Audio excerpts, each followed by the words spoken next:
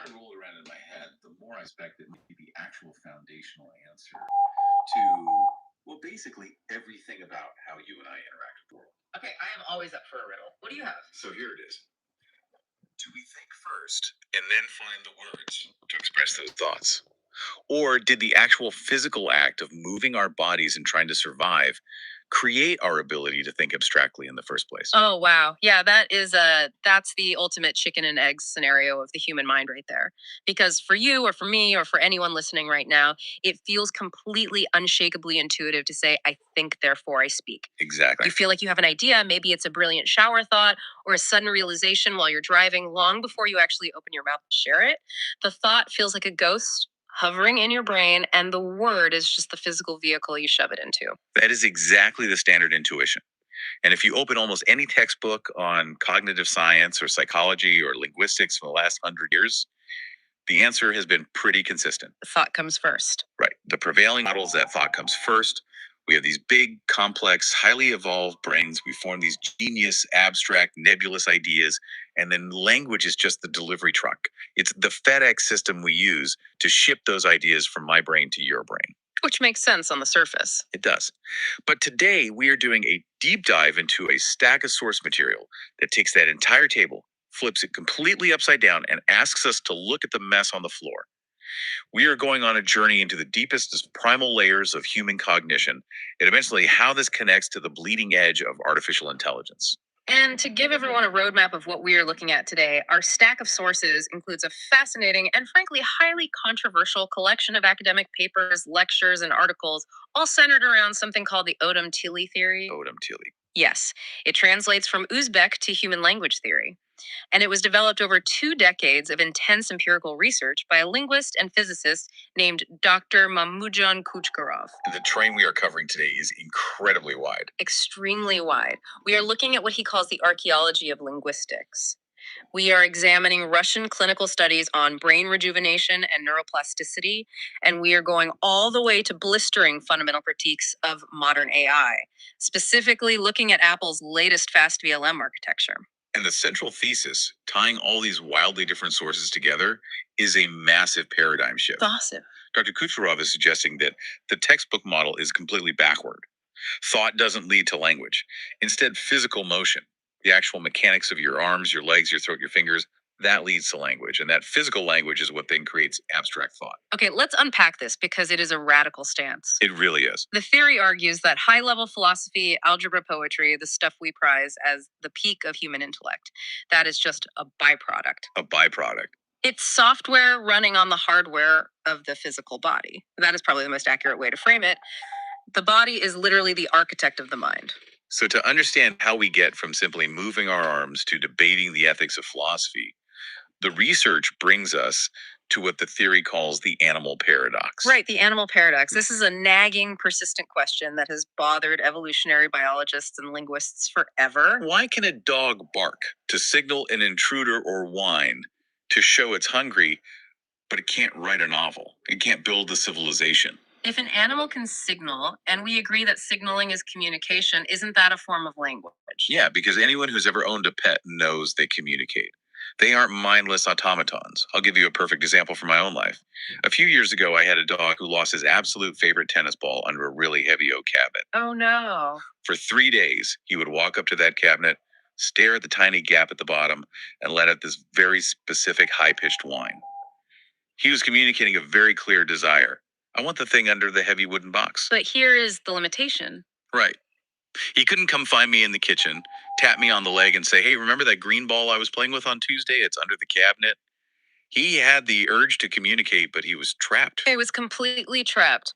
According to the Odam Tili theory, while animals have the profound biological urge to communicate, they lack the coding instrument. Coding instrument. They have the desire, but they don't have the physiological machinery to turn that urge into a portable, abstract concept. Portable is the crucial word there, isn't it? It is. Animals are entirely stuck in the now. Your dog can bark at a squirrel that is in the yard right this second.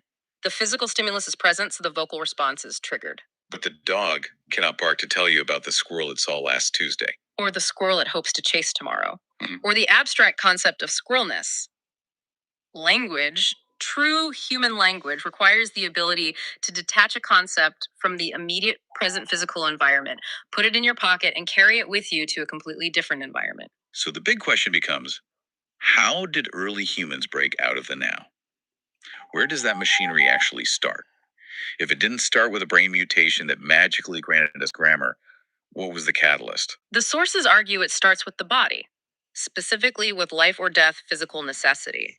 And to illustrate this transition from animal signaling to human coding, the research uses a conceptual model called the Eden codes. Now, I want to pause right here and be incredibly clear with you, the listener, because the word Eden carries a massive amount of cultural, historical, and religious baggage. We are not doing a religious or theological study today. We are not analyzing scripture or debating creationism versus evolution. Now, we need to strip all theology away for this exercise. Totally blank slate. In the context of these sources, Eden is strictly being used as a cognitive laboratory. It's a pristine simulation. Think of it as a primitive environmental model where we can observe how the very first codes of meaning were built by early human ancestors. It's a way to isolate the variables of early human survival without the noise of modern civilization. Exactly. Got it. So picture an early human in this blank slate simulation. Let's call him Adam, just for the sake of the model. I want you to picture Adam experiencing profound, life-threatening thirst. Not just, oh, I could use a glass of water. You know, the kind of thirst where the body's beginning to shut down. I want you to really imagine that feeling right now. The sun beating down the cracked earth, the dry, swollen throat, the headache, the sheer biological desperation. It's intense. Language didn't begin with a bunch of early humans sitting around a campfire peacefully debating abstract philosophy. It began with that physical desperation. The body reacting to a biological imperative. Yes, the movement of the throat, the grasping of the hands, the physical posturing of needing to survive. And this is where we see the spark of the coding instrument. What's fascinating here is how that physical desperation forces a physical gesture, which in turn forces a sound. Walk us through that mechanics. When you are desperately thirsty, your mouth and throat assume a very specific constricted shape. Your tongue moves in a certain way. You produce a specific guttural sound trying to draw in moisture. And you make a specific physical movement, perhaps reaching out or moving toward the sound of a river. You are physically enacting the need. Over time, in a shared environment with other early humans, those identical physiological responses to thirst become regularized. They become systemic. The sound is no longer just a random gasp of pain. It becomes a natural code. A natural code that perfectly physically represents the reality of thirst and the motion required to quench it. Let me make sure I'm tracking the weight of this. Are the sources saying that without that physical mechanism, without the physical reality of a throat that gets dry, or legs that can walk to a river, or fingers that can point, we wouldn't have the capacity to eventually invent things like calculus or poetry? That is precisely the claim. The biological realities of pain, hunger, fear, and survival are the foundational anchors. The anchors of thought itself. The physical movements we made to navigate those realities created phonetic shapes in our mouths. Those shapes became words. Those words became concepts. So no abstract mind. Without the physical embodied struggle for survival, the high level software of the abstract mind simply has no operating system to run on.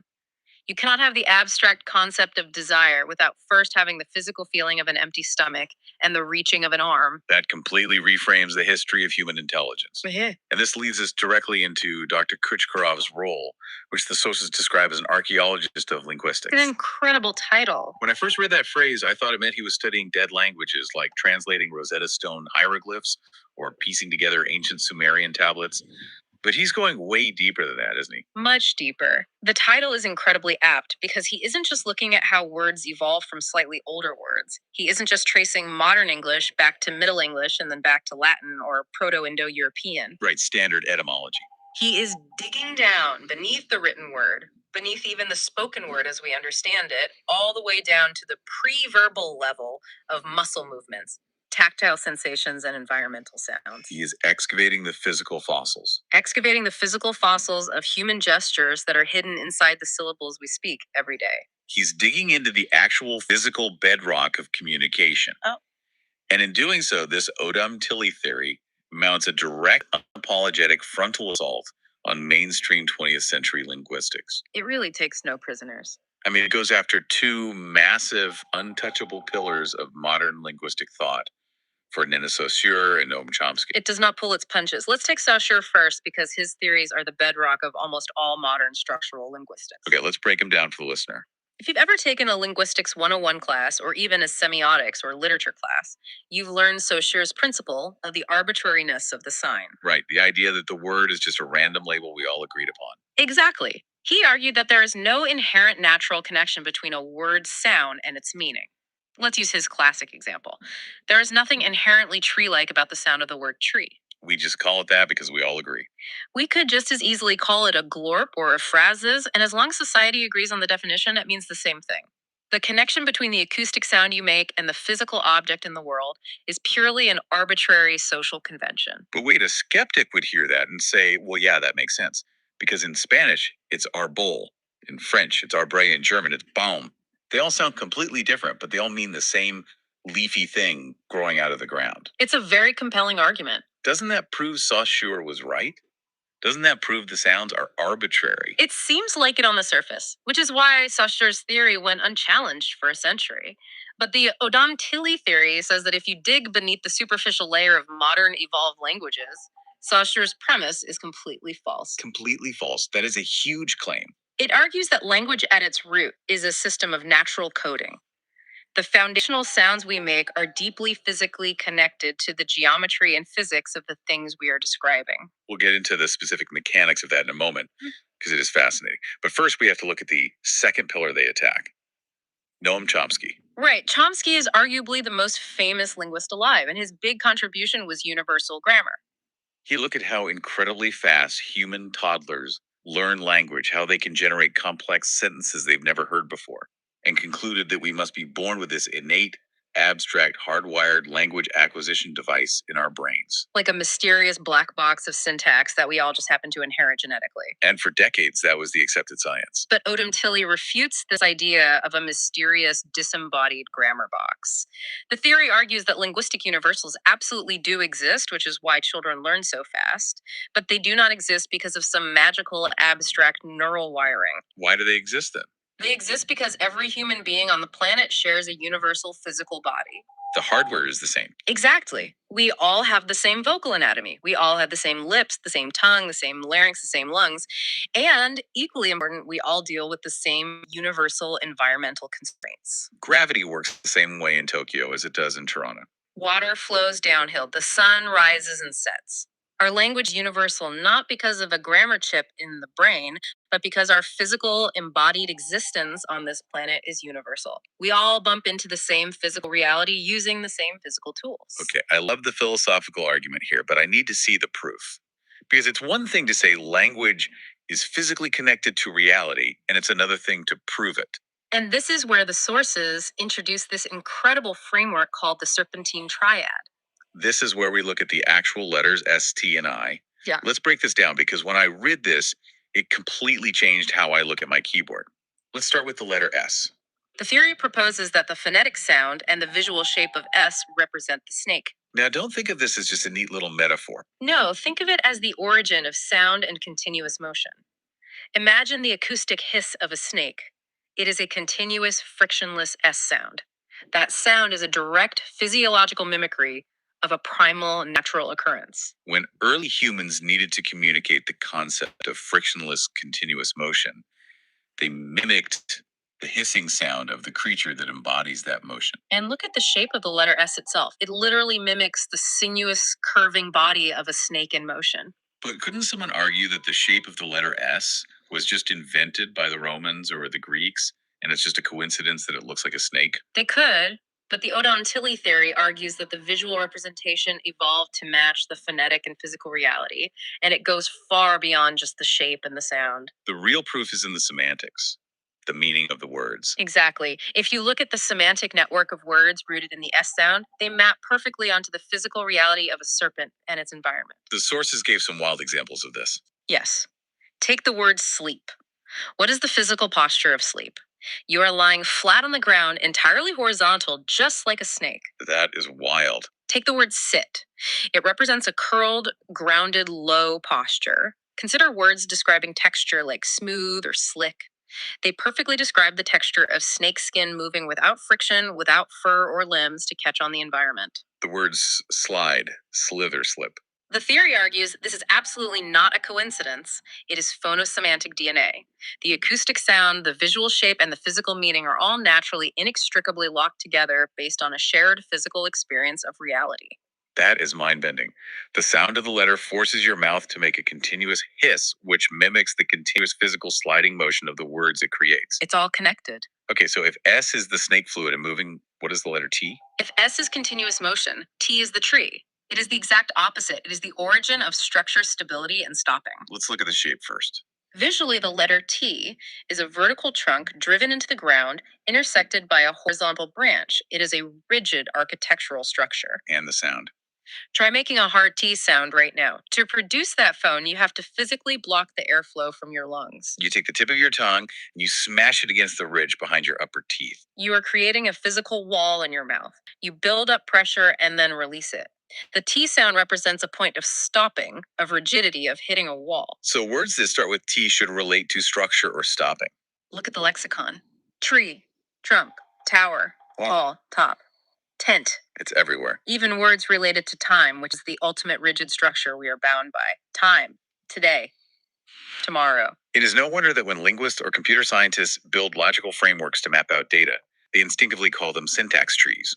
The concept of rigid structure is biologically tied to the T sound. It is unavoidable. Okay, so we have S, the fluid, frictionless motion of nature. Yeah. We have T, the rigid, stable structure of nature. Which brings us to the final piece of the triad, the letter I. In this framework, I represents the human. Visually, think of a capital I. It is the upright human figure standing tall, balanced on 2 feet. Conceptually, what does it represent? It represents agency, consciousness, and intention.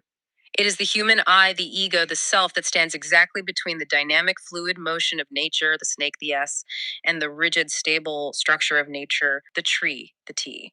The human mind synthesizes those two opposing forces into a coherent system. That is the core of it.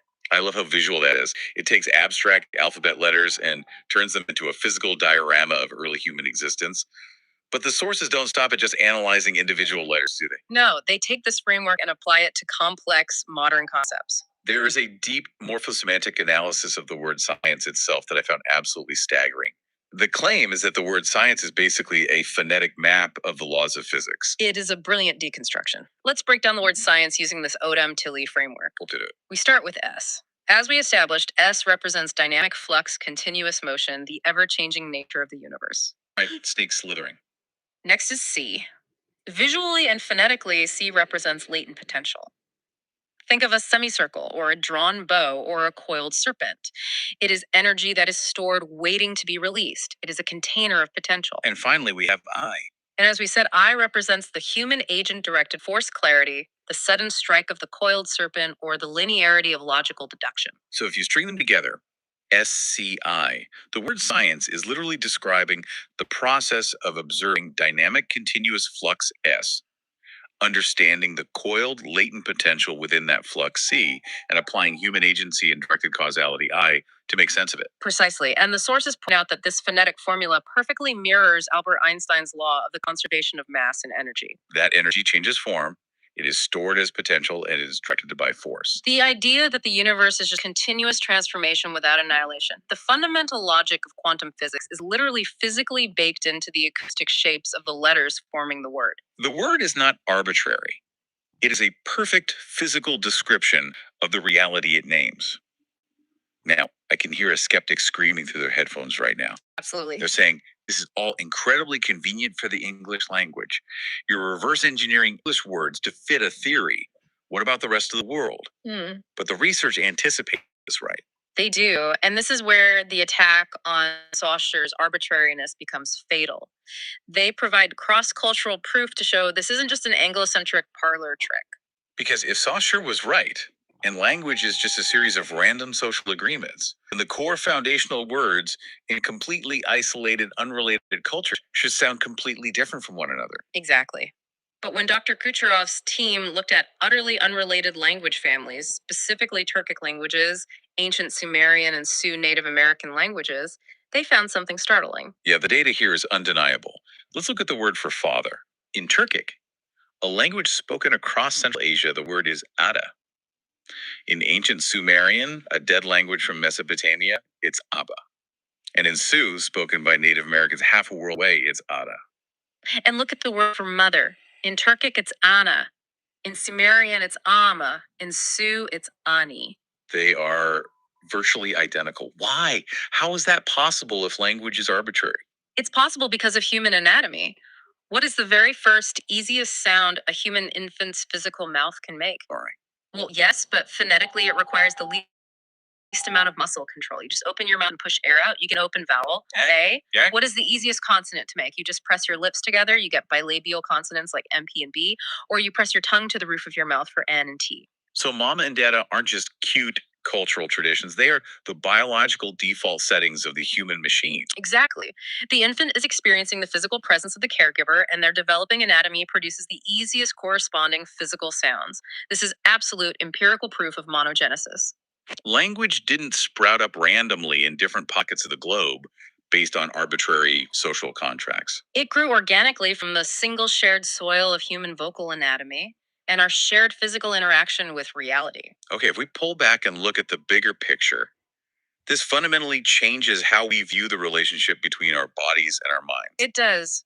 We aren't just a brain sitting in a bone jar driving a meat suit around. Our cognition, our intelligence is entirely dependent on how well we maintain the connection between language meaning and physical reality. Which brings us to an aspect of this deep dive that directly physically affects you, the listener, right now: the health and longevity of your brain. The sources include some incredibly practical, fascinating material from the Russian OTA Academy regarding brain rejuvenation, specifically focusing on cognitive decline after the age of 40. Now, growing up, I think we all heard variations of that old Soviet era slogan: mathematics is gymnastics for the mind. Oh, yeah.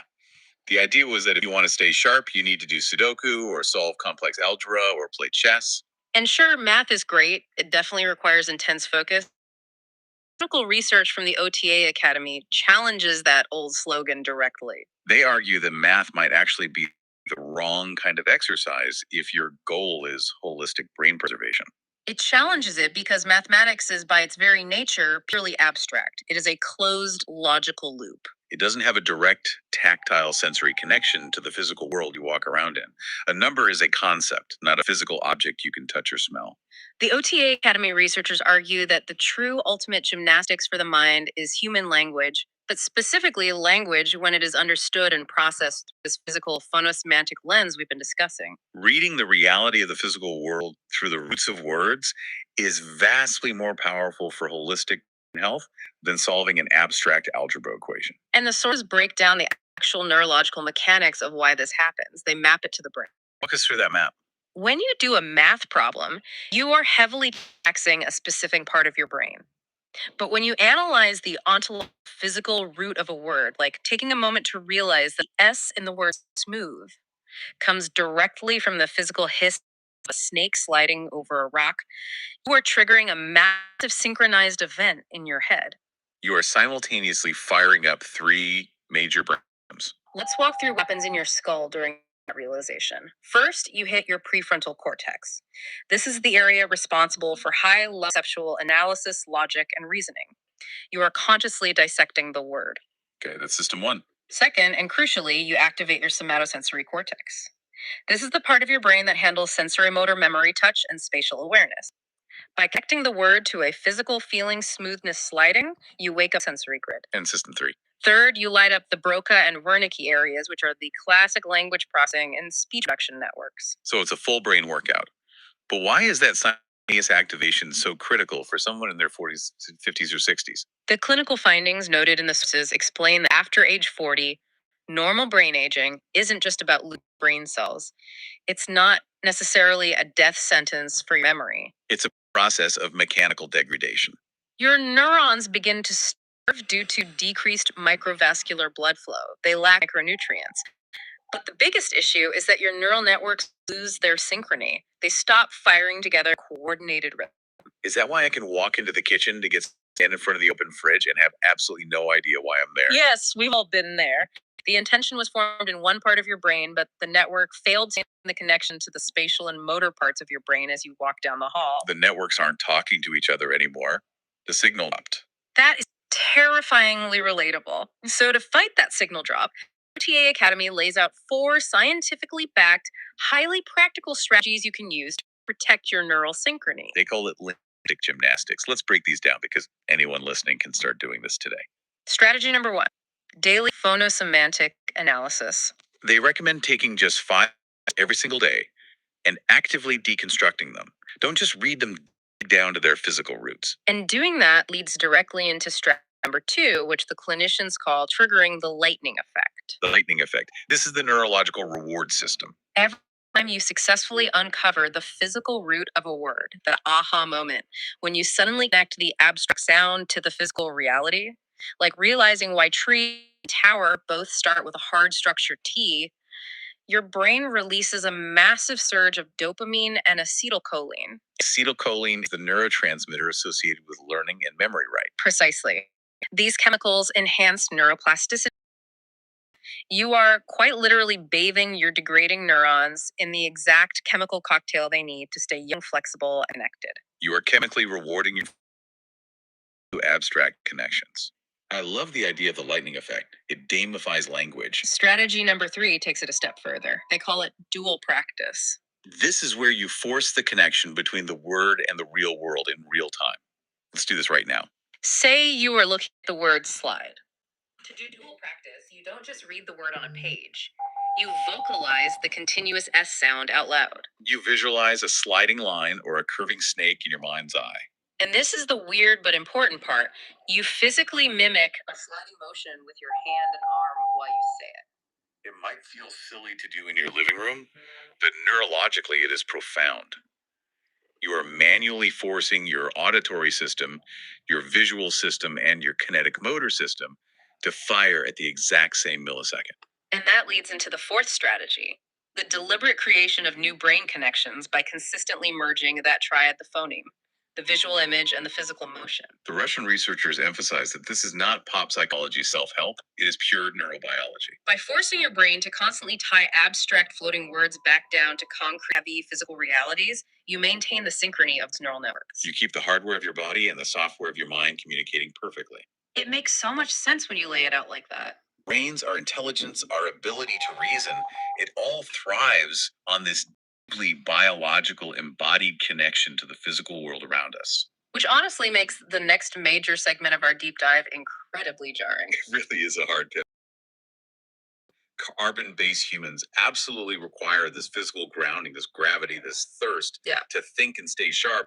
We're currently spending hundreds of billions of dollars trying to build artificial brains that have absolutely none of it. And this brings us to the technological precipice of our era. We are shifting focus now to look at the current state of artificial intelligence. Specifically, the sources provide a deep, highly critical analysis of Apple's recent release, the fast VLM architecture.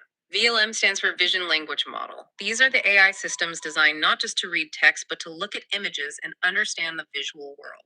Fast VLM has been the darling of the tech press lately. It has been widely celebrated for being incredibly efficient. The big selling point is that it is reportedly 85 times faster than previous massive models, and it's small enough to run natively on a standard consumer MacBook. You don't need a supercomputer server farm to run it. Which sounds like an incredible engineering triumph. But the Odam Tili framework and the researchers analyzing it issue a massive blinking red warning. They argue that we as a society are currently suffering from a severe algorithm.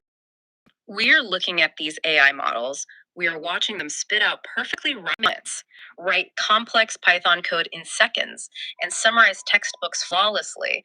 And we are mistaking the simulation of intelligence for actual, genuine comprehension. We're confusing a really good magic trick for actual magic. Exactly. It comes down to the critical difference syntactic fluency and semantic grounding. Syntactic fluency versus semantic grounding. Let's define those. Syntax is just the arrangement of words and symbols according to mathematical rules.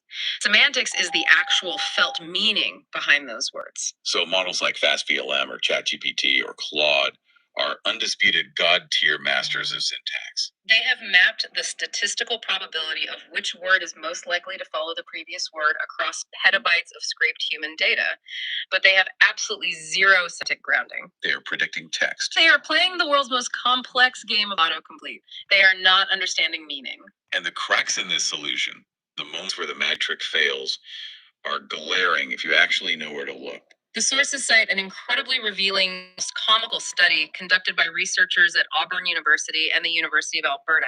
They created a testing framework called the blind test. They took top-tier vision language models, the most advanced multi-billion-dollar models built by the smartest techies on Earth, and gave them visual tasks that a literal 5-year-old child could do flawlessly in 3 seconds. These were not complex physics problems. No, we are talking about basic spatial reality. They gave the AI a simple line drawing and asked how many intersecting lines are in this image. Or they showed it a picture of a word with a red circle drawn around one of the letters and asked which letter is circled. And the results were a catastrophic failure. The state-of-the-art models achieved an average accuracy of only 58.7%. They barely beat random guessing. They failed at processing basic geometric reality. Furthermore, the sources reference a Massachusetts Institute of Technology study showing that these models suffer a total cognitive collapse when handling basic logical negation. What does that mean, logical negation? It means words that remove something from a scene. If you give a VLM a prompt containing words like not with or except, for example, show me a picture of a kitchen without a refrigerator, the model falls apart. It will often generate a picture of a kitchen with a giant refrigerator right in the middle. It fails because it isn't actually looking at a scene and comprehending the concept of absence. It is just matching the positive keyword refrigerator to the visual pattern of pixels it associates with that token. It can't process the abstract concept of not. Apple's own internal research on their large reasoning models confirmed this, showing that as mathematical or spatial problems get slightly more complex, the model's accuracy doesn't just dip, it collapses entirely.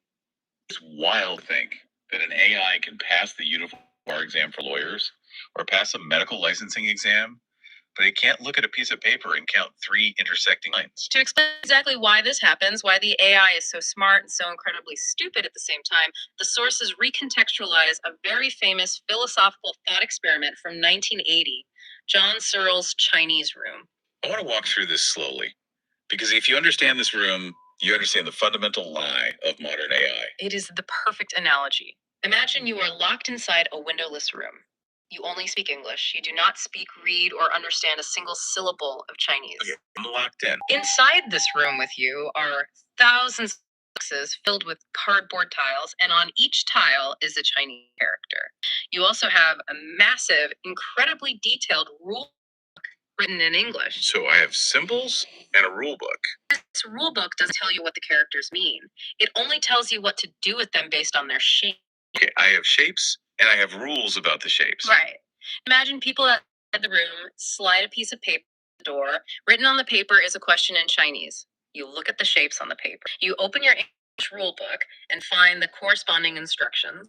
Rule book says when you see a piece of paper with a symbol that looks like a house next to a symbol that looks like a tree, go to box 42, add a symbol that looks like a bird, and slide it back under the door.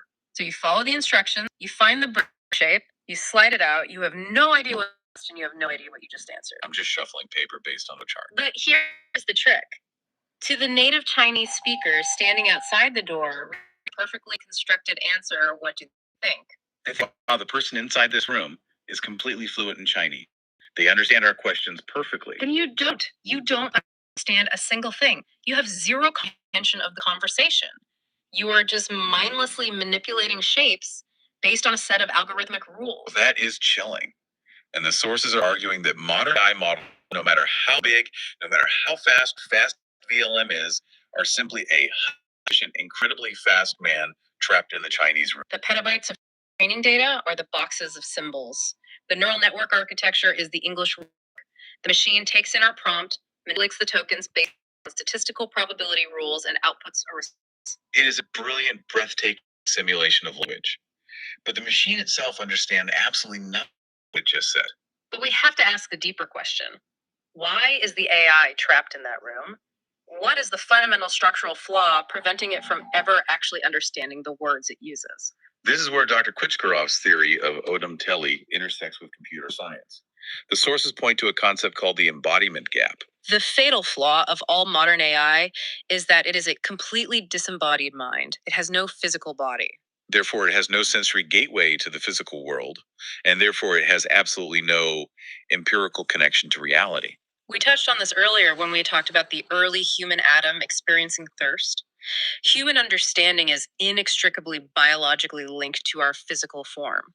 The clinical studies mentioned in the sources give a great example of this. When a human being reads the word kick on a piece of paper, it isn't just a conceptual dictionary exercise. Reading the word kick literally activates the motor cortex region in the human brain that controls leg movement. Your brain is micro-simulating the physical act of kicking just to understand the meaning of the word. But an AI has no motor cortex. It has no legs. It has no throat to feel dry and thirsty. Its entire universe is a flat mathematical statistical map of text tokens floating in a void. It is quite literally a brain in a vat, but it's a vat that has never once acted with the real world outside of its server rack. The sources provide this incredibly striking, almost poetic biological anchor to illustrate this gap. Let's go back to our example of the snake and the letter S. An AI model can process the text token for snake. It can scan millions of Wikipedia articles and connect that token to billions of other tokens. It knows a snake is a reptile. It knows it is venomous. Brilliant, perfectly structured Shakespearean sonnet about a snake in the grass. But to quote directly from sources, a machine may know the word snake, but it will never shrink back in instinctual fear like a child does. That quote perfectly encapsulates the embodiment gap because it highlights that true semantic meaning isn't data retrieval. Meaning is anchored in biological reality. It's anchored in the nervous system. It is anchored in pain, in hunger, in the primal terror of a predator, in the desperate drive to survive. The AI doesn't have a racing heart. It doesn't get cold sweats. It doesn't have an adrenal gland. It's the data about fear, but it cannot ever feel fear. And this complete lack of biological physical grounding leads directly to the phenomenon we see in the news constantly: AI hallucinations. We act surprised when a chatbot confidently lies to us, fabricating non existent legal precedents or making up historical events or telling you to put glue on your pizza. But we shouldn't rise at all. The AI hallucinates because it operates in what theory calls a theater of syntax. A theater of sex. I love that phrasing. Imagine a flawless actor standing on a completely empty stage in a pitch black room. The actor has memorized every line in every play ever written and can deliver them with perfect emotional inflection, weeping and shouting on cue. But the actor has no interiority. There's no subjective eye behind the performance. The AI doesn't know it's lying to you because it has known truth of lived experience to check its facts against. It doesn't know what is real and what is fake because to the AI, reality doesn't exist. It's all just statistical tokens in the Chinese room. Okay, so a standard disembodied AI, the kind companies are currently pouring trillions of dollars into, is a fundamental dead end for achieving true reasoning and comprehension. How do we fix it? Are we just doomed to be surrounded by very articulate, hallucinating sociopathic machines? How do we go to a machine that doesn't just predict text, but actually understands it the way a human does? This is where the sources transition from critique to solution, introducing the breakthrough concept of ODMI. ODMI is the proposed architectural revelation. It takes the entire Odam Tili framework we've been discussing, all that deep research about physical motion, meaning the serpentine triad of S, T, and I, the roots of letters, and uses it as the foundational blueprint to build a genuinely intelligent, grounded machine. The thesis is that we have to move AI development away from massive pattern matching and towards so-called somatic resonance. Somatic resonance, meaning the machine needs to resonate with the physical body. See that the architecture of the AI has to fundamentally radically change from the ground up. The proposal argues we must entirely abandon the use of standard tokens. Currently, an AI ChatGPT takes a sentence and chops it up into arbitrary chunks of text. ODMI proposes throwing that, replacing those arbitrary text tokens with a phonosemantic primitive encoder. That sounds like heavy computer science jargon, but let's break it down based on what we've already learned. Instead of feeding the AI meaningless text chunks and hoping it figures out grammar, we encode the vibrational physical sound meaning of human articulation directly into the machine's base layer. We teach the machine the physics of the human mouth, before we teach it to read. To explain how an AI could possibly understand that a sound carries physical geometry, I want to use a famous psychological example the sources mentioned.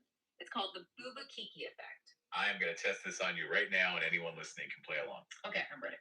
If I show you two shapes drawn on a piece of paper, one shape is a soft, rounded, undulating cloud-like blob, and the other shape is a sharp, jagged, spiky, star-like polygon. And I tell you, one of these shapes is named Booba, and the other is named Kiki.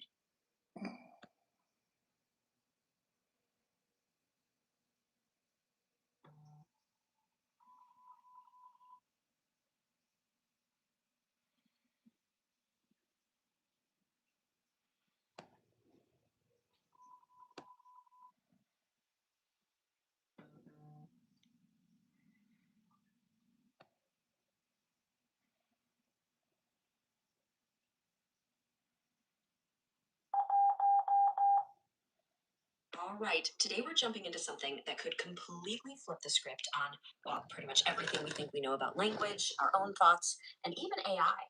So let's kick things off with a pretty wild question. Are the words you use every day actually locking you in a cage? I mean, what if our language, the very tool we use to make sense of the world, is actually trapping us? You know, for over 100 years, the big idea in linguistics has been that the link between a sound and what it means is totally random, arbitrary. The word cat doesn't meow, right? It's just a label we all agreed on. But here's the kicker. This very idea might have built a kind of linguistic cage around our thinking. So before we talk about breaking out, let's get a handle on the cage itself. What is this established view of language? Okay, so this field, structural linguistics, basically sees language as a system of signs. And the key thing here is that the connection between a word, the sign, and its meaning is seen as totally arbitrary. It's like a social contract, you know? We all just decided that the sounds CAR refer to that thing with four wheels. There's no natural reason for it, it's just convention. But what if? What if that whole idea is just plain wrong? What if our words aren't random at all? Well, there's a revolutionary alternative on the scene that paints a totally different picture. And that brings us to Odam. The name literally means human language, and it's the big challenger in the ring. It's a theory from Dr. Mahmoudan Kuchkarov, and it proposes something radical that language isn't just some made up code. Nope. It's a natural system that has this deep built in connection between sound and meaning. So Dr. Kuchkarov puts it beautifully. The hiss of the serpent, S, is flow and movement. The idea is that language is a reflection of nature's sounds in our minds. This is something called phonosemantics, the idea that sounds themselves actually carry meaning. Think about it. The S sound, it feels like hissing, like movement, right? Language, in this view, is basically an echo of nature, filtered through our own bodies. And listen, this isn't some fringe theory being talked about in a basement somewhere. It's getting noticed by the heavy hitters. I mean, you've got Professor Noam Chomsky at MIT saying the phonosemantic approach is fascinating and that it challenges us to really rethink everything. Yeah, and it's not just talk either. This is backed up by serious research. Professor Steven Pinker at Harvard points out that Dr. Kuchkarov's work is empirical. We're talking over 2 decades of data, opening up totally new horizons for cognitive linguistics. This is real science. And this is where it gets really interesting. Odam takes these ancient symbols and flips them on their head to explain where language comes from. So the serpent, it's not about evil, it's about knowledge. It's hiss representing nature's code. The apple symbolizes that knowledge made physical. And the tree, well, that's life, structure, growth. It's like these aren't just stories, they're a blueprint for meaning itself. So you might be thinking, okay, this is a cool academic debate, but why does it matter to me? Well, it has huge real world implications. And I mean huge, especially when we start talking about AI. Right now, our AI systems are, well, they're incredible symbol manipulators. They can write you an essay, a song, whatever, but they don't actually get it. They're just processing abstract symbols.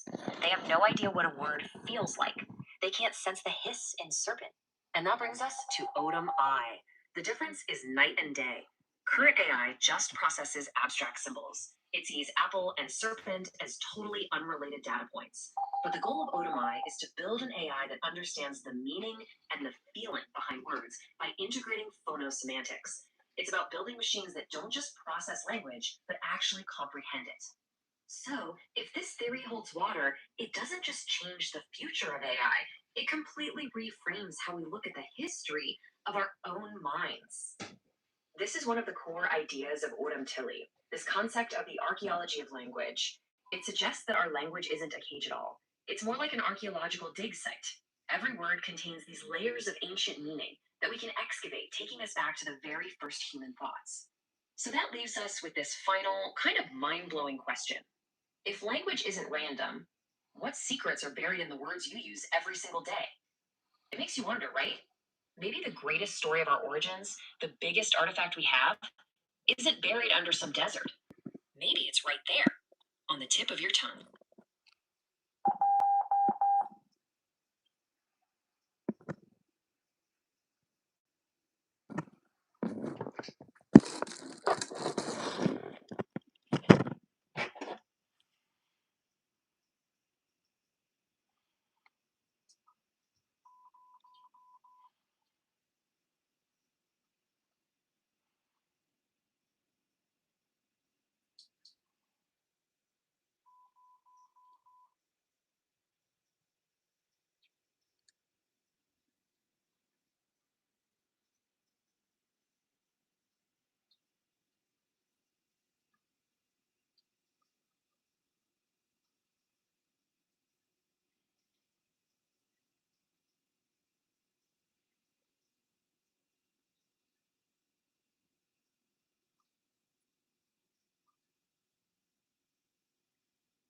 Today, we're diving into a story that feels like something out of a movie.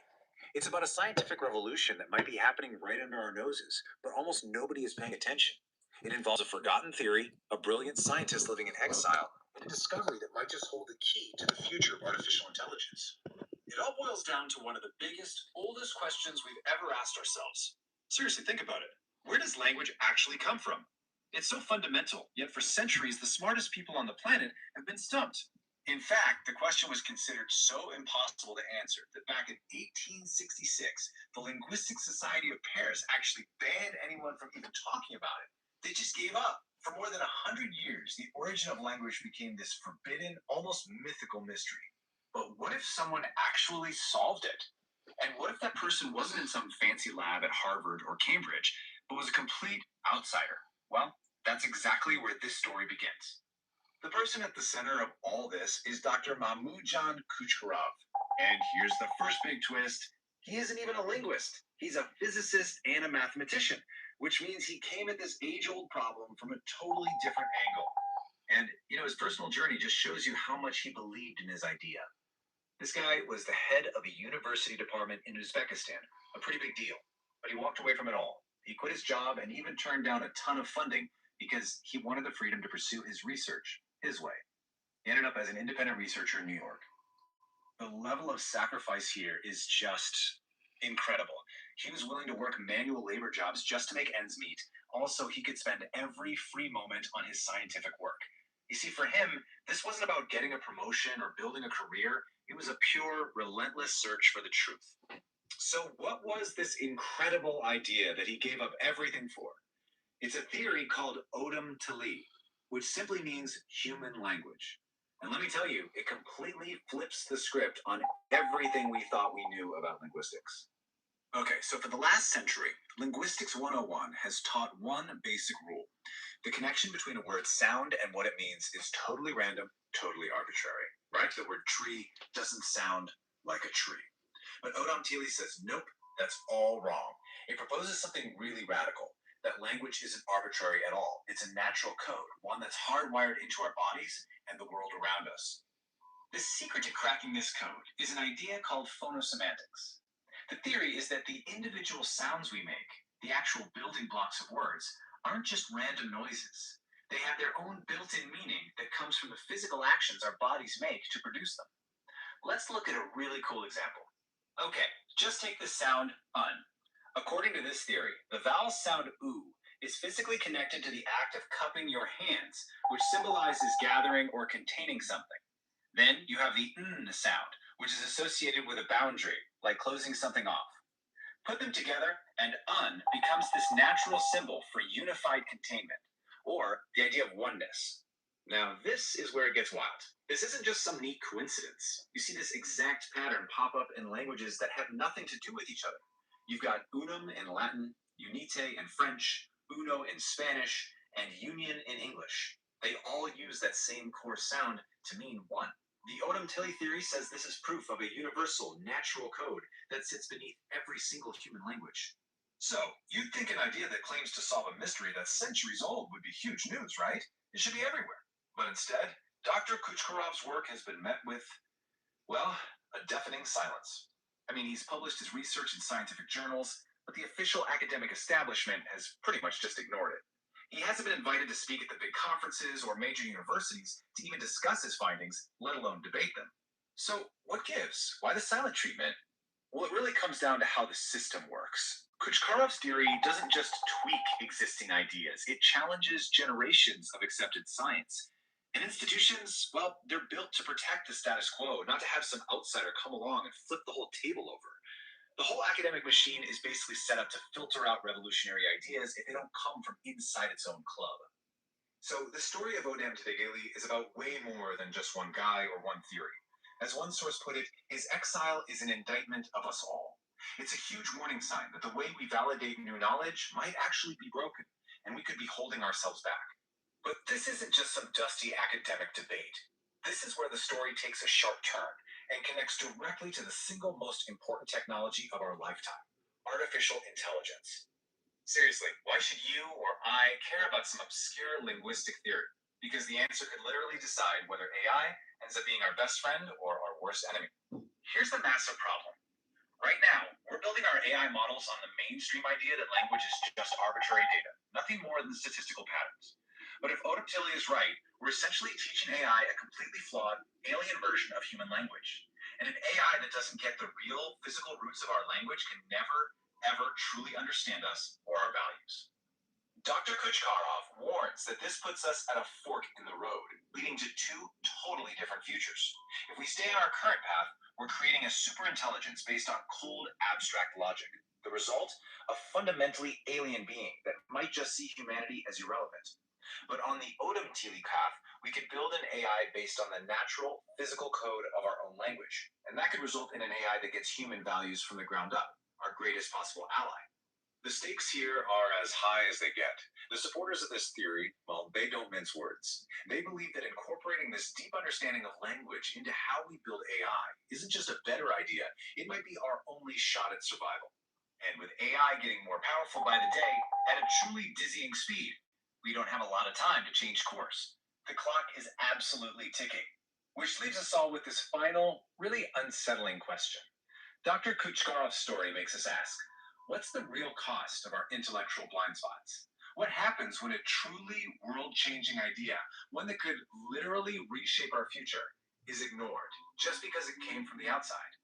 The answer to that question might be one of the most important things we need to figure out. Thanks for joining us.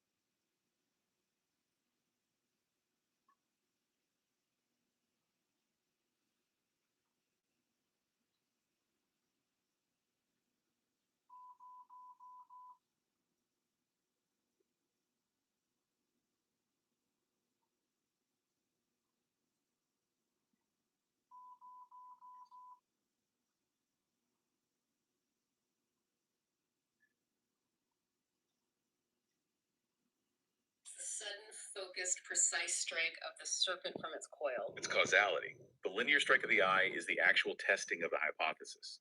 It is the direct physical observation of cause and effect. So look at that, SCI.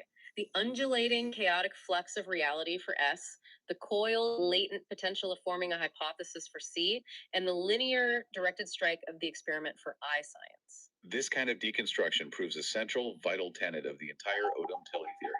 Language is not merely an arbitrary abstract tool invented solely for passing messages. Language is the ultimate empirical evidence of human thought. It carries within its very sounds and shapes the fossil record of our species' interaction with the physical laws of nature. It's the archaeology of language. I want you to try something right now. Threatening thirst. Mhm. We aren't talking about a mild desire for a glass of water after a walk. We are talking about a severe biological imperative where survival is on the line. The stakes are absolute. If they don't get water, they die. Right. So, first comes the biological need, the thirst. That need forces the body into motion. To survive, the human has to physically interact with the environment. They have to move. They have to crouch down by a river, cup their hands together tightly to hold the liquid, scoop the water up, bring it to their face, and drink. And what the sources suggest happens next neurologically is fascinating. That specific forced physical action, the crouching, the cupping, the scooping, leaves a physical imprint. A seal. Yeah, the theory calls it a seal or a trace in the brain. It is deep, profound muscle memory forged in a life or death scenario. The brain registers the precise physical geometry required to satisfy the biological urge. And here's the critical pivot where the leap to meaning actually happens. Imagine that this human survives, walks away from the river, and later encounters another human who is clearly dying of thirst.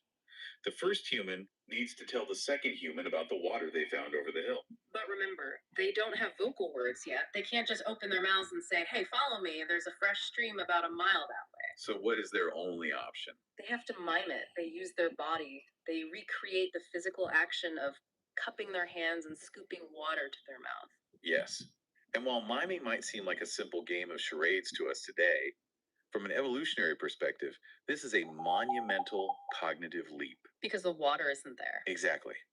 By miming the action of drinking, the human is doing something no other animal can do. They are detaching the action from the physical object itself. They are actively communicating about water when there is absolutely no water present in the environment. The state of the body itself becomes the sign system. The body becomes the communication device. It becomes the language. And that is the exact moment the concept of water or drinking becomes portable. The human can take the idea away from the river and share it anywhere. It's analog communication, full body pantomime. But the sources are quick to point out that while full body pantomime is a great start, it isn't exactly an efficient way to build complex concepts or civilizations. No, I can't imagine trying to mime a debate. You can't mime advanced mathematics or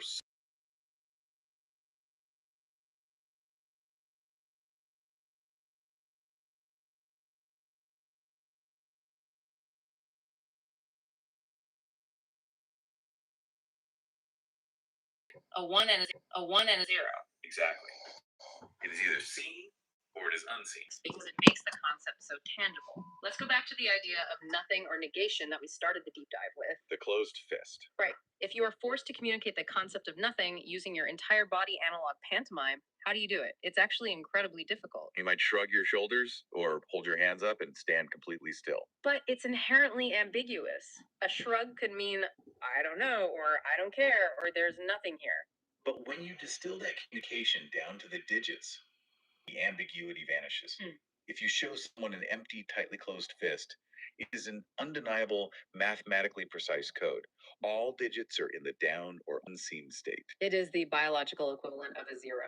Or, to take it a step further, consider conditional logic, which is the absolute foundation of all computer programming and complex thought. Right, the if-then statements. Exactly. How do you communicate if-then without words? You use the sequencing of your fingers. First I do this. Right.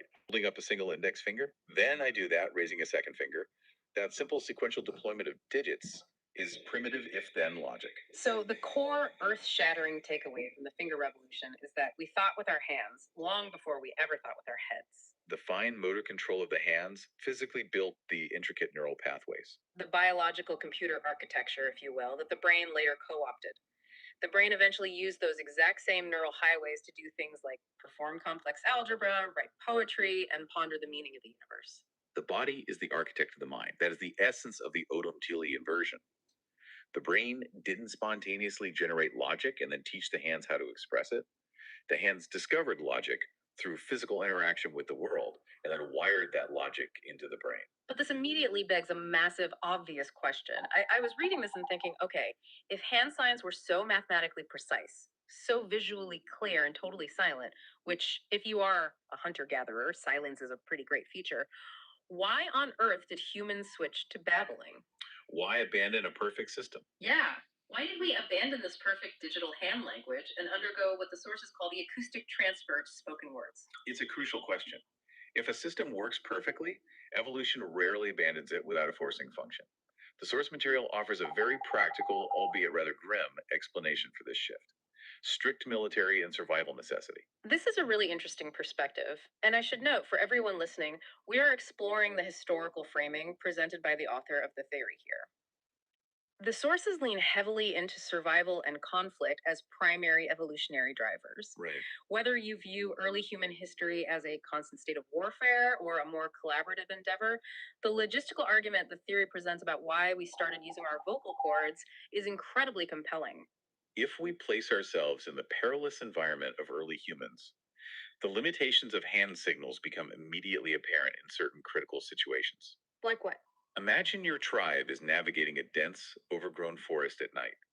Or imagine you are in the middle of a chaotic conflict with a rival group or a predator.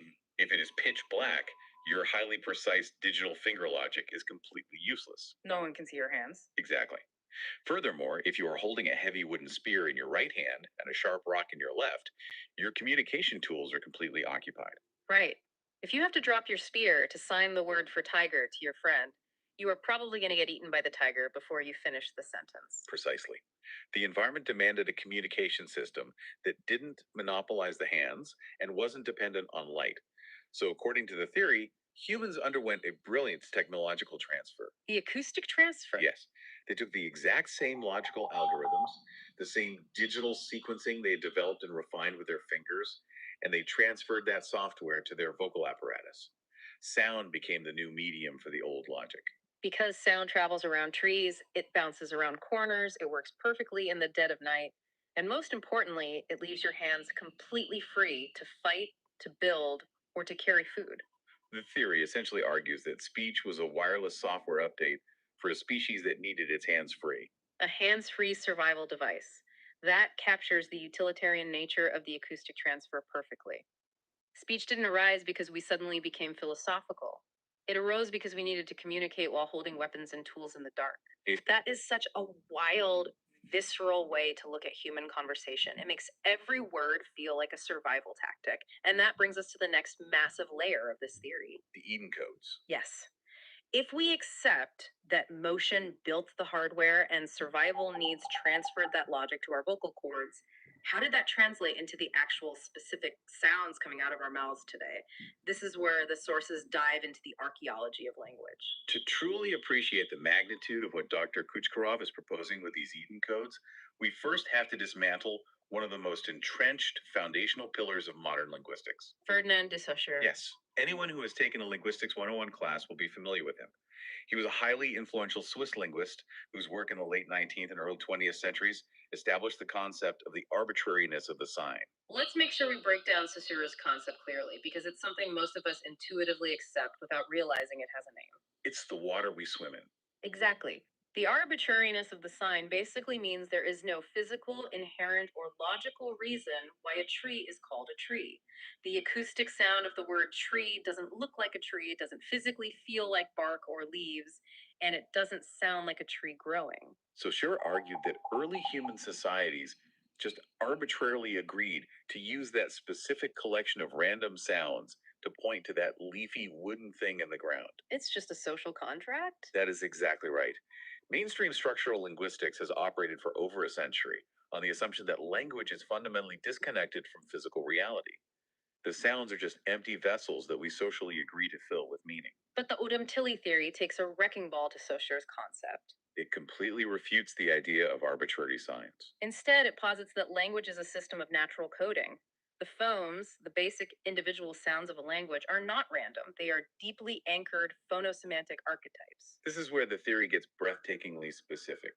It argues that the sounds we make are physical mimicry of the universe. The theory breaks down the primitive cognitive environment into primary generators or codes. And I want to start with the T code because it illustrates the concept perfectly. I want you, the listener, to visualize a tree in your mind. A strong, rooted tree. Don't think about the leaves or the fruit. Think about its fundamental physical property. It is vertical. It is a static, immovable pillar rooted into the earth. Now consider the acoustic link to that physical property. If you approach that tree, take a dry, solid branch and snap it in half, what sound does it make? A crack. It makes a sharp, abrupt, percussive crack or a hard tick sound. It is an acoustic hard stop. There's no lingering resonance. So the theory directly links the sharp T sound, and remarkably, literally the physical shape of the Latin letter T, which is a vertical line anchored by a crossing horizontal line, to the encoding of stability, structure, and standing still. The percussive sound, the vertical visual shape, and the cognitive meaning of immobility are all biologically and physically anchored together. It's not an arbitrary social contract, it's an acoustic mirror of physics. And the sources provide incredibly rich cross-linguistic historical examples to back this up. They focus heavily on the root word tur, which in various Turkic and Central Asian languages represents the absolute core concept of standing, stationarity, or remaining in one place. And what's fascinating is how the theory contrasts tur with another fundamental root word, cooch. Right. While tur uses the hard stopping T code, cooch means to move, to migrate, or implies a nomad. The phonetic structure is entirely different. So you have tur, the static, vertical rooted tree, standing in direct opposition to cooch, the moving, flowing nomad. The author argues this isn't just basic prehistoric vocabulary. This phonetic binary encodes a massive, sweeping civilizational divide between static, rooted agricultural statehood and nomadic migratory existence. The historical and cultural extrapolations provided in the sources go even deeper into this static versus moving binary. They interpret deeply held cultural and religious symbols through the lens of these phonosmantic codes. Like the cross. Exactly. For instance, they look at the wooden cross traditionally placed on graves. Through the Odam Tili framework, the cross which combines the vertical pillar with the horizontal line, exactly like the letter T serves as the ultimate marker of earthly immobility. It signifies the permanent end of a person's physical movement. It's an incredibly provocative historical framing. And to ensure we are representing the source's full argument here, it's worth noting their side commentary on how these codes influenced early societies. The structural impact. Right. The author suggests that early religions often functioned similarly to modern constitutions for early statehood and were frequently handed down to populations by nomadic founders as a way to establish that static, predictable order over a chaotic moving populace. Which is a fascinating sociological take. We are purely conveying the source's anthropological interpretation of the T code here, not endorsing a specific theological stance. But whether you agree with that historical reading or not, it brilliantly illustrates how the theory claims these physical phonetic codes permeate the deepest layers of human culture and civilization. It demonstrates that the codes aren't just for naming objects. Yeah. They structure our societal realities. Now, if the T code represents the static vertical tree, we have to look at its absolute physical and phonetic opposite, the S code. The snake. The snake. I have to say, the S code fundamentally changed how I will look at a sentence for the rest of my life because it claims to explain everyday English grammar through the physics of a reptile. It sounds crazy until you hear it. Think about a snake. As you said, it is the exact physical opposite of a tree. A tree stands on a single vertical point. A snake has no verticality. It touches the surface of the earth with its entire continuous body. It is pure surface area. And the acoustic link here is universally recognizable across human cultures. The sibilant hiss of the snake. This continuous sliding sound phonetically encodes the physical concepts of sliding, smoothness, and surface coverage. And just as we saw with the letter T, visually, the letter S perfectly mimics the sinuous, undulating curves of the snake's body in motion. So words like smooth or slide or slick utilize that S code because they are conceptually related to the physics of the snake. But wait, here's where it gets crazy. If the S code means surface coverage, how does that relate to basic grammar? Why do we add an S to the end of a word in English to make it plural? The big question. Why does one cat become multiple cats? I think most people, myself included, just accept that as an arbitrary rule we learned in elementary school. But Odam Tili argues It is anything but arbitrary. It is a physics based morphological calculation. When you have a multitude of something, let's say a massive pile of autumn leaves or a swarm of insects on the ground, what do they do visually? They don't stack up into a vertical, stable pillar like a T. No, they spread out, they disperse, they cover the surface of the ground. By multiplying, they mimic the geometric behavior of the same. That is astonishing. So when I add an S to make a plural, I am subconsciously invoking the physical logic of surface coverage. You're painting a picture of physical dispersion with your breath.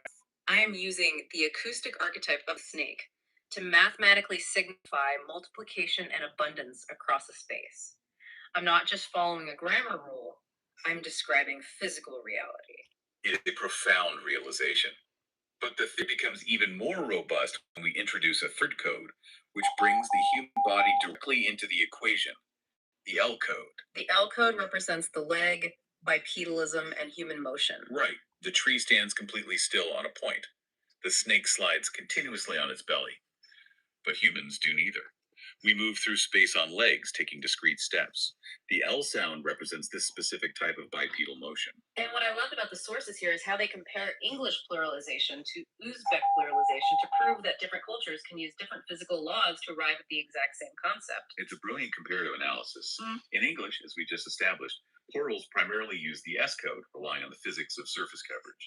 But in Uzbek, plurals utilize the L code. How does that work? For example, the Uzbek word for a single child is blala. To make it plural children, the word becomes balar. The suffix they add is lar. Yes, lar. And according to the morphosemantic breakdown provided in the theory, the L specifically represents the physical leg, and the R sound represents an active impact on space or an ongoing action. So combining L and R essentially equates to the concept of walking. Or legs actively impacting and moving through space. But how does walking mean more than one child?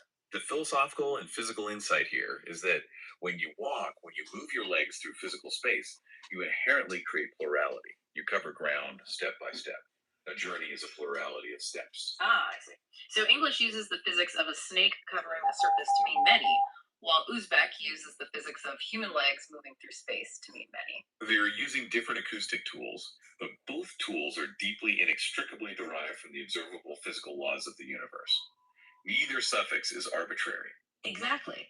This logical consistency allows the theory to do something truly remarkable, treating everyday words as mathematical formulas that describe physical reality. The sources provide a fascinating deconstruction of two very common English words to demonstrate this: solo and all. Let's walk through the math formula of these words because this is where the theory feels like decoding the matrix.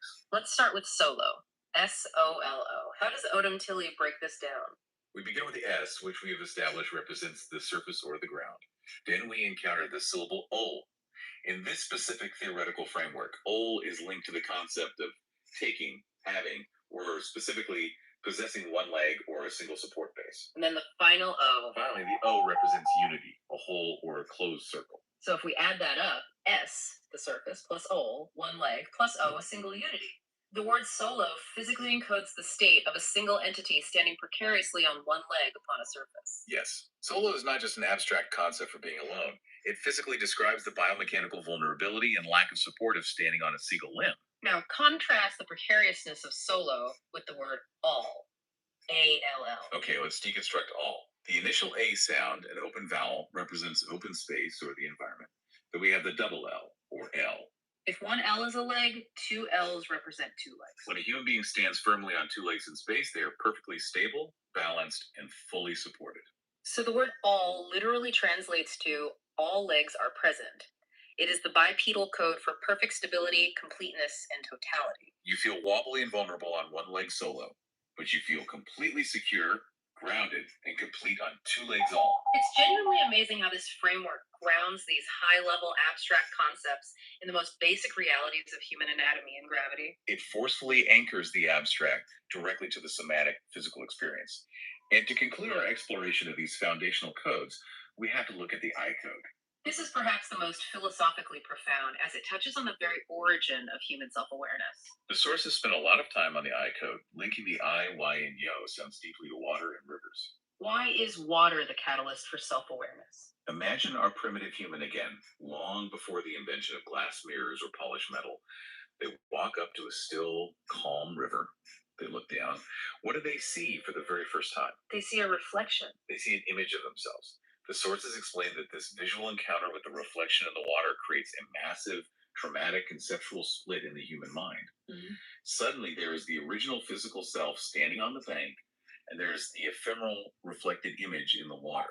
The theory uses the etymology of the word azul to explain this split. Right, from Eastern languages. Azul means original or genuine in several Eastern languages.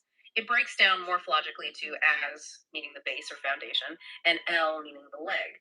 So the original is defined physically as that which stands on its own legs, grounded in physical reality. While the reflection in the water is merely an image, an illusion lacking a physical base. The theory suggests that the vertical letter I, which visually looks exactly like a solitary person standing upright on their own two legs, emerges from this profound initial realization of the self. The I is the birth of the conscious observer, distinguishing its physical, grounded reality from the surrounding environment and from the mere reflection. It's the moment we stepped outside ourselves. Wow. Okay, so we've seen how physical, tangible things, vertical trees, sliding snakes, walking legs, reflecting water, literally built the phonetic codes of our language.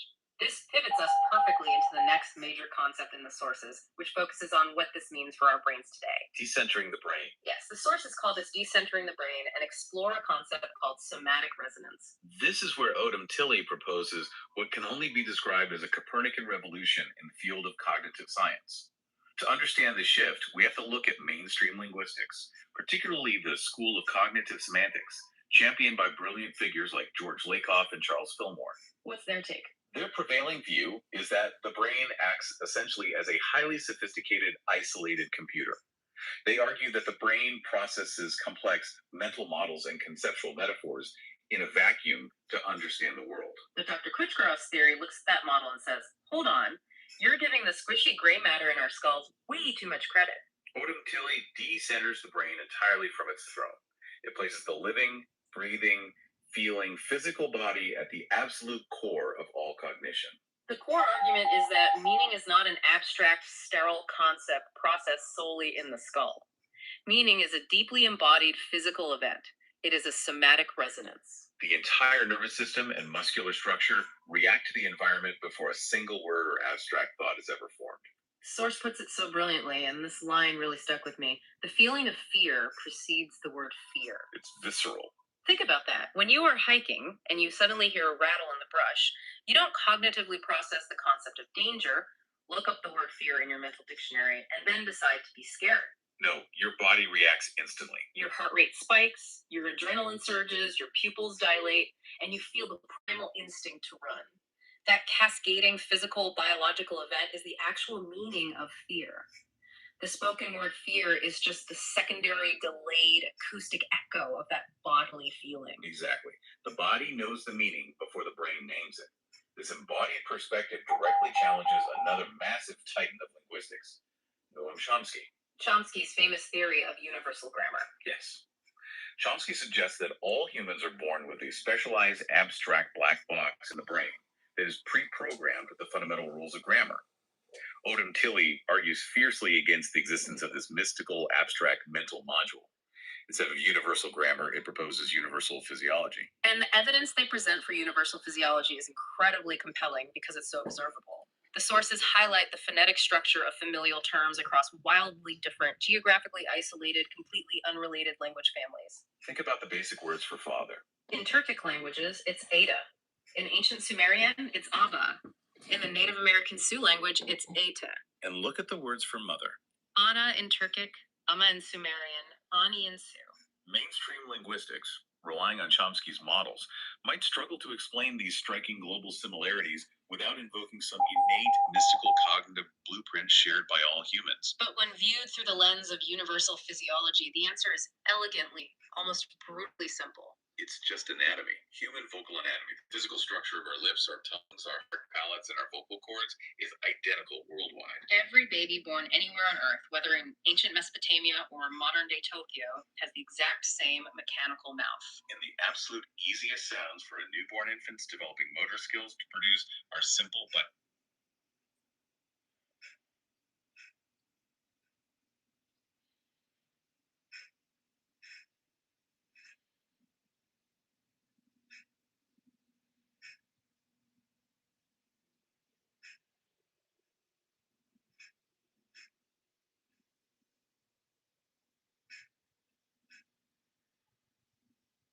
Today, we're diving into a story that feels like something out of a movie.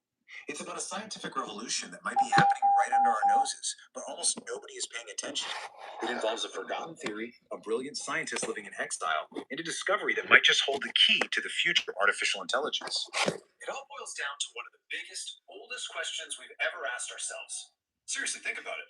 Where does language actually come from? It's so fundamental, yet for centuries, the smartest people on the planet have been stumped.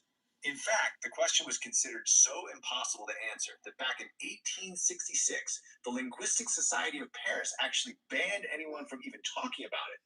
They just gave up. For more than 100 years, the origin of language became this forbidden, almost mythical mystery. But what if someone actually solved it?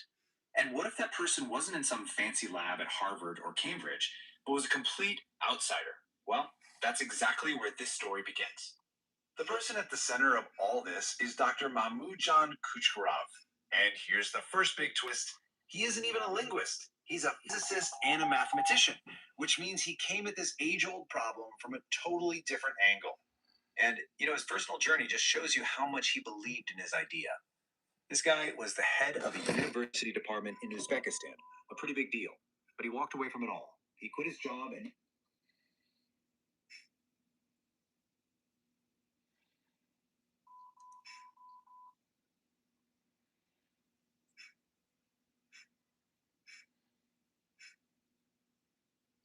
All right, today we're jumping into something that could completely flip the script on, well, pretty much everything we think we know about language, our own thoughts, and even AI.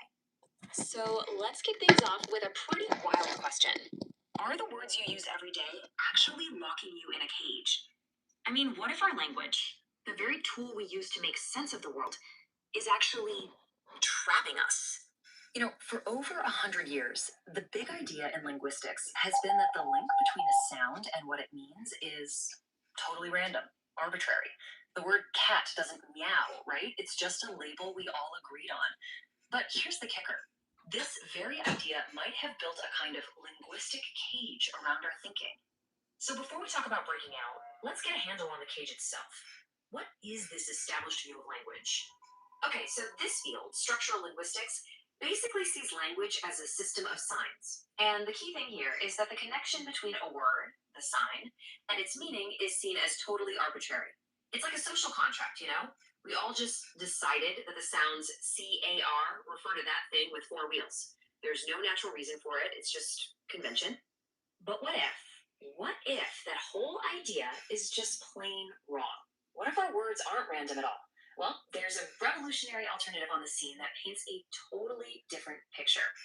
And that brings us to Odam. The name literally means human language, and it's the big challenger in the ring. It's a theory from Dr. Mahmoudjan Kuchkarov, and it proposes something radical. That language isn't just some made-up code. Nope. It's a natural system that has this deep, built-in connection between sound and meaning. So this really lays out the two opposing teams, doesn't it? On one side, you've got the traditional view. Language is this arbitrary, abstract system that's all in our heads. But on the other side, Odam says, hold on a second. It argues language is a natural system, and that meaning comes from our actual physical embodied experience of the world. Okay, so this is the heart of the whole debate, right? How does Odam say sound and meaning are actually connected? Let's dig in. Dr. Kuchkarov puts it beautifully. He says, the hiss of the serpent, S, is flow and movement. The idea is that language is a reflection of nature's sounds in our minds. This is something called phonosemantics, the idea that sounds themselves actually carry meaning. Think about it. The S sound. It feels like hissing, like movement, right? Language, in this view, is basically an echo of nature, filtered through our own bodies. And listen, this isn't some fringe theory being talked about in a basement somewhere. It's getting noticed by the heavy hitters. I mean, you've got Professor Noam Chomsky at MIT saying the phonosemantic approach is fascinating and that it challenges us to really rethink everything. Yeah, and it's not just talk either. This is backed up by serious research. Professor Steven Pinker at Harvard points out that Dr. Kuchkarov's work is empirical. We're talking over 2 decades of data, opening up totally new horizons for cognitive linguistics. This is real science. And this is where it gets really interesting. Odam takes these ancient symbols and flips them on their head to explain where language comes from. So the serpent, it's not about evil.